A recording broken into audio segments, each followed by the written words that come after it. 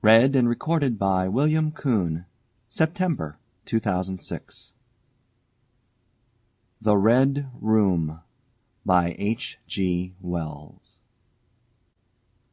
I can assure you, said I, that it will take a very tangible ghost to frighten me. And I stood up before the fire with my glass in my hand. It is your own choosing, said the man with the withered arm, and glanced at me askance. 28 years, said I have lived, and never a ghost have I seen as yet. The old woman sat staring hard into the fire, her pale eyes wide open. Ay, she broke in, and 28 years you have lived and never seen the likes of this house, I reckon. There's a many things to see when one's still but 28. She swayed her head slowly from side to side. A many things to see and sorrow for. I half suspected the old people were trying to enhance the spiritual terrors of their house by their droning insistence. I put down my empty glass on the table and looked around the room and caught a glimpse of myself, abbreviated and broadened to an impossible sturdiness, in the queer old mirror at the end of the room. Well, I said, if I see anything tonight, I shall be so much the wiser, for I come to the business with an open mind. It's your own choosing, said the man with the withered arm once more. I heard the sound of a stick and a shambling step on the flags in the passage outside, and the door creaked on its hinges as a second old man entered, more bent, more wrinkled, more aged even than the first. He supported himself by a single crutch, his eyes were covered by a shade, and his lower lip, half averted, hung pale and pink from his decaying yellow teeth.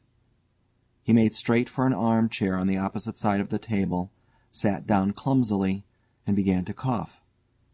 The man with the withered arm gave this newcomer a short glance of positive dislike. The old woman took no notice of his arrival, but remained with her eyes fixed steadily on the fire. I said, it's your own choosing, said the man with the withered arm, when the coughing had ceased for a while. It's my own choosing, I answered. The man with the shade became aware of my presence for the first time, and threw his head back for a moment and sideways to meet me. I caught a momentary glimpse of his eyes, small and bright and inflamed. Then he began to cough and sputter again. Why don't you drink? Said the man with the withered arm, pushing the beer towards him. The man with the shade poured out a glassful with a shaky hand that splashed half as much again on the deal table. A monstrous shadow of him crouched upon the wall and mocked his action as he poured and drank. I must confess I had scarce expected these grotesque custodians. There is to my mind something inhuman in senility, something crouching and atavistic. The human qualities seem to drop from old people insensibly day by day. The three of them made me feel uncomfortable, with their gaunt silences, their bent carriage, their evident unfriendliness to me and to one another. If, I said, you will show me to this haunted room of yours, I will make myself comfortable there. The old man with the cough jerked his head back so suddenly that it startled me, and shot another glance of his red eyes at me from under the shade. But no one answered me. I waited a minute, glancing from one to the other. If, I said a little louder, if you will show me to this haunted room of yours, I will relieve you from the task of entertaining me. There's a candle on the slab outside the door, said the man with the withered arm, looking at my feet as he addressed me. But if you go to the Red Room tonight, this night of all nights, said the woman, you go alone. Very well, I answered.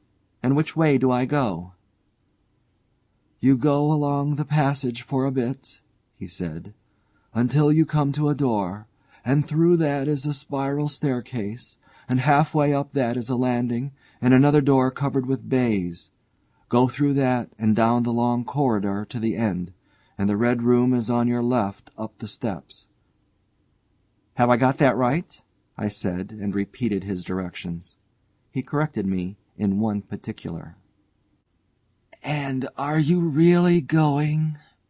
said the man with the shade, looking at me again for the third time with that queer, unnatural tilting of the face. "This night of all nights," said the woman.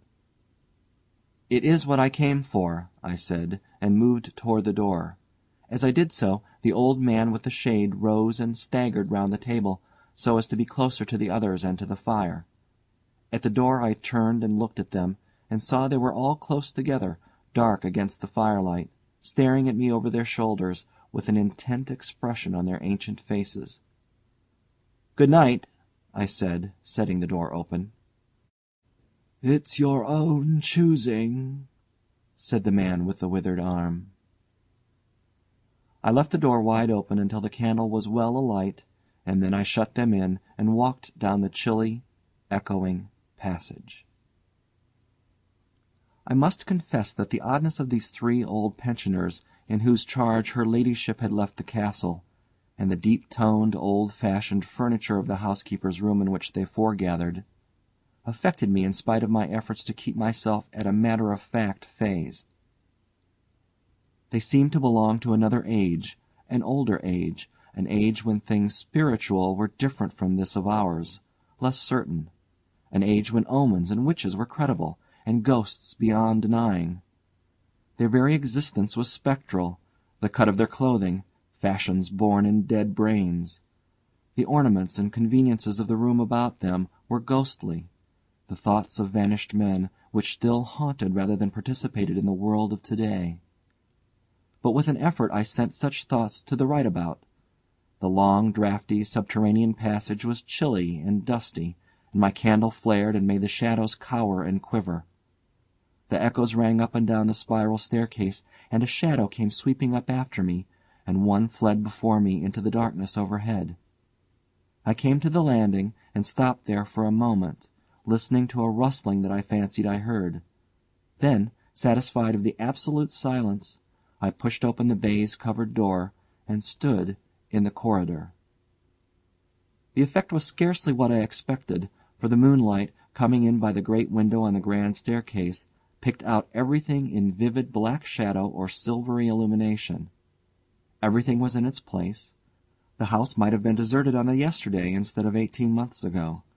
There were candles in the sockets of the sconces, and whatever dust had gathered on the carpets or upon the polished flooring was distributed so evenly as to be invisible in the moonlight. I was about to advance and stopped abruptly. A bronze group stood upon the landing, hidden from me by the corner of the wall, but its shadow fell with marvellous distinctness upon the white panelling, and gave me the impression of someone crouching to waylay me. I stood rigid for half a minute, perhaps. Then, with my hand in the pocket that held my revolver, I advanced, only to discover a Ganymede and eagle glistening in the moonlight. That incident for a time restored my nerve, and a porcelain Chinaman on a buhl table, whose head rocked silently as I passed him, scarcely startled me. The door to the red room and the steps up to it were in a shadowy corner. I moved my candle from side to side, in order to see clearly the nature of the recess in which I stood before opening the door. Here it was, thought I, that my predecessor was found, and the memory of that story gave me a sudden twinge of apprehension. I glanced over my shoulder at the Ganymede in the moonlight, and opened the door of the red room rather hastily, with my face half turned to the pallid silence of the landing. I entered, closed the door behind me at once, turned the key I found in the lock within, and stood with the candle held aloft, surveying the scene of my vigil, the great red room of Lorraine Castle in which the young Duke had died. Or rather, in which he had begun his dying, for he had opened the door and fallen headlong down the steps I had just ascended. That had been the end of his vigil, of his gallant attempt to conquer the ghostly tradition of the place, and never, I thought, had apoplexy better served the ends of superstition. And there were other and older stories that clung to the room, back to the half-credible beginning of it all, the tale of a timid wife and the tragic end that came to her husband's jest of frightening her, and looking around that large, sombre room, with its shadowy window bays, its recesses and alcoves, one could well understand the legends that had sprouted in its black corners, its germinating darkness. My candle was a little tongue of light in its vastness, that failed to pierce the opposite end of the room, and left an ocean of mystery and suggestion beyond its island of light. I resolved to make a systematic examination of the place at once, and dispel the fanciful suggestions of its obscurity before they obtained a hold upon me. After satisfying myself of the fastening of the door, I began to walk about the room, peering round each article of furniture, tucking up the valances of the bed, and opening its curtains wide. I pulled up the blinds and examined the fastenings of the several windows before closing the shutters, leaned forward and looked up the blackness of the wide chimney, and tapped the dark oak paneling for any secret opening. There were 2 big mirrors in the room, each with a pair of sconces bearing candles, and on the mantel-shelf, too, were more candles in china candlesticks. All these I lit one after the other. The fire was laid, an unexpected consideration from the old housekeeper, and I lit it to keep down any disposition to shiver, and when it was burning well, I stood round with my back to it and regarded the room again. I had pulled up a chintz-covered armchair and a table, to form a kind of barricade before me, and on this lay my revolver ready to hand. My precise examination had done me good, but I still found the remoter darkness of the place, and its perfect stillness, too stimulating for the imagination. The echoing of the stir and crackling of the fire was no sort of comfort to me. The shadow in the alcove at the end in particular had that undefinable quality of a presence, that odd suggestion of a lurking, living thing that comes so easily in silence and solitude. At last, to restore myself, I walked with a candle into it, and satisfied myself that there was nothing tangible there. I stood that candle upon the floor of the alcove, and left it in that position. By this time I was in a state of considerable nervous tension, although to my reason there was no adequate cause for the condition. My mind, however, was perfectly clear. I postulated quite unreservedly that nothing supernatural could happen, and to pass the time I began to string some rhymes together, Ingoldsby fashion, of the original legend of the place. A few I spoke aloud, but the echoes were not pleasant. For the same reason I also abandoned, after a time, a conversation with myself upon the impossibility of ghosts and haunting. My mind reverted to the 3 old and distorted people downstairs, and I tried to keep it upon that topic. The sombre reds and blacks of the room troubled me. Even with 7 candles the place was merely dim. The one in the alcove flared in a draught, and the fire flickering kept the shadows in penumbra perpetually shifting and stirring.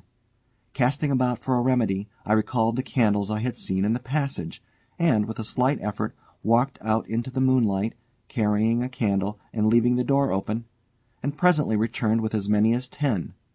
These I put in various knick-knacks of china with which the room was sparsely adorned, lit and placed where the shadows had lain deepest, some on the floor, some in the window recesses, until at last my 17 candles were so arranged that not an inch of the room but had the direct light of at least one of them. It occurred to me that when the ghost came I could warn him not to trip over them. The room was now quite brightly illuminated. There was something very cheery and reassuring in these little streaming flames, and snuffing them gave me an occupation, and afforded a helpful sense of the passage of time. Even with that, however, the brooding expectation of the vigil weighed heavily upon me. It was after midnight that the candle in the alcove suddenly went out, and the black shadow sprang back to its place there. I did not see the candle go out. I simply turned and saw that the darkness was there, as one might start and see the unexpected presence of a stranger. "By Jove," said I aloud, "that draught's a strong one." And taking the matches from the table, I walked across the room in a leisurely manner to relight the corner again. My first match would not strike, and as I succeeded with the second, something seemed to blink on the wall before me. I turned my head involuntarily, and saw that the 2 candles on the little table by the fireplace were extinguished. I rose at once to my feet. "Odd," I said. Did I do that myself in a flash of absent-mindedness? I walked back, relit one, and as I did so I saw the candle in the right sconce of one of the mirrors wink and go right out, and almost immediately its companion followed it. There was no mistake about it. The flame vanished as if the wicks had been suddenly nipped between a finger and a thumb, leaving the wick neither glowing nor smoking, but black. While I stood gaping, the candle at the foot of the bed went out, and the shadow seemed to take another step towards me. "This won't do," said I, and first one and then another candle on the mantel-shelf followed. "What's up?" I cried, with a queer high note getting into my voice somehow. At that the candle on the wardrobe went out, and the one I had relit in the alcove followed. "Steady on," I said. "These candles are wanted," speaking with a half-hysterical facetiousness, and scratching away at a match the while for the mantel candlesticks. My hands trembled so much that twice I missed the rough paper of the matchbox. As the mantel emerged from the darkness again, 2 candles in the remoter end of the window were eclipsed, but with the same match I also relit the larger mirror candles and those on the floor near the doorway, so that for the moment I seemed to gain on the extinctions. But then in a volley there vanished 4 lights at once in different corners of the room, and I struck another match in quivering haste and stood hesitating whither to take it. As I stood undecided, an invisible hand seemed to sweep out the 2 candles on the table. With a cry of terror I dashed at the alcove, then into the corner, and then into the window, relighting 3 as 2 more vanished by the fireplace. Then, perceiving a better way, I dropped the matches on the iron-bound deed-box in the corner, and caught up the bedroom candlestick. With this I avoided the delay of striking matches. But for all that the steady process of extinction went on, and the shadows I feared and fought against returned, and crept in upon me. First the step gained on this side of me, and then on that. It was like a ragged storm cloud sweeping out the stars. Now and then one returned for a minute, and was lost again. I was now almost frantic with the horror of the coming darkness, and my self-possession deserted me. I leaped, panting and dishevelled, from candle to candle, in a vain struggle against that remorseless advance. I bruised myself on the thigh against the table. I sent a chair headlong. I stumbled and fell and whisked the cloth from the table in my fall. My candle rolled away from me, and I snatched another one as I rose. Abruptly this was blown out, as I swung it off the table by the wind of my sudden movement, and immediately the 2 remaining candles followed. But there was light still in the room, a red light that staved off the shadows from me. The fire! Of course, I could still thrust my candle between the bars and relight it. I turned to where the flames were still dancing between the glowing coals, and splashing red reflections upon the furniture, made 2 steps toward the grate, and incontinently the flames dwindled and vanished, the glow vanished, the reflections rushed together and vanished, and as I thrust the candle between the bars, darkness closed upon me like the shutting of an eye, wrapped about me in a stifling embrace, sealed my vision, and crushed the last vestiges of reason from my brain. The candle fell from my hand. I flung out my arms in a vain effort to thrust that ponderous blackness away from me, and, lifting up my voice, screamed with all my might, once, twice, thrice. Then I think I must have staggered to my feet. I know I thought suddenly of the moonlit corridor, and, with my head bowed and my arms over my face, made a run for the door. But I had forgotten the exact position of the door, and struck myself heavily against the corner of the bed. I staggered back, turned, and was either struck or struck myself against some other bulky furniture. I have a vague memory of battering myself thus to and fro in the darkness, of a cramped struggle, and of my own wild crying as I darted to and fro, of a heavy blow at last upon my forehead, a horrible sensation of falling that lasted an age, of my last frantic effort to keep my footing, and then I remember no more. I opened my eyes in daylight. My head was roughly bandaged, and the man with the withered arm was watching my face. I looked about me, trying to remember what had happened, and for a space I could not recollect. I rolled my eyes into the corner, and saw the old woman, no longer abstracted, pouring out some drops of medicine from a little blue vial into a glass. "Where am I?" I asked. "I seem to remember you, and yet I cannot remember who you are." They told me then, and I heard of the haunted Red Room as one who hears a tale. "We found you at dawn," said he, "and there was blood on your forehead and lips." It was very slowly I recovered my memory of my experience. "You believe now," said the old man, "that the room is haunted?" He spoke no longer as one who greets an intruder, but as one who grieves for a broken friend. "Yes," said I, "the room is haunted." "And you have seen it, and we, who have lived here all our lives, have never set eyes upon it, because we have never dared. Tell us, is it truly the old Earl who—" "No," said I, "it is not." "I told you so," said the old lady with the glass in her hand. "It is his poor young countess who was frightened." "It is not," I said. "There is neither ghost of Earl nor ghost of Countess in that room. There is no ghost there at all. But worse, far worse." "Well?" they said. "The worst of all the things that haunt poor mortal man," said I, "and that is, in all its nakedness, fear that will not have light nor sound, that will not bear with reason, that deafens and darkens and overwhelms. It followed me through the corridor. It fought against me in the room." I stopped abruptly. There was an interval of silence. My hand went up to my bandages. Then the man with the shade sighed and spoke. "That is it," said he. "I knew that was it. A power of darkness, to put such a curse upon a woman.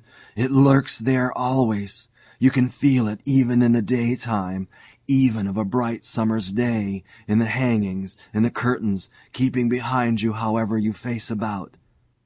In the dust it creeps along the corridors and follows you, so that you dare not turn. There is fear in that room of hers, black fear, and there will be, so long as this house of sin endures." End of The Red Room by H. G. Wells.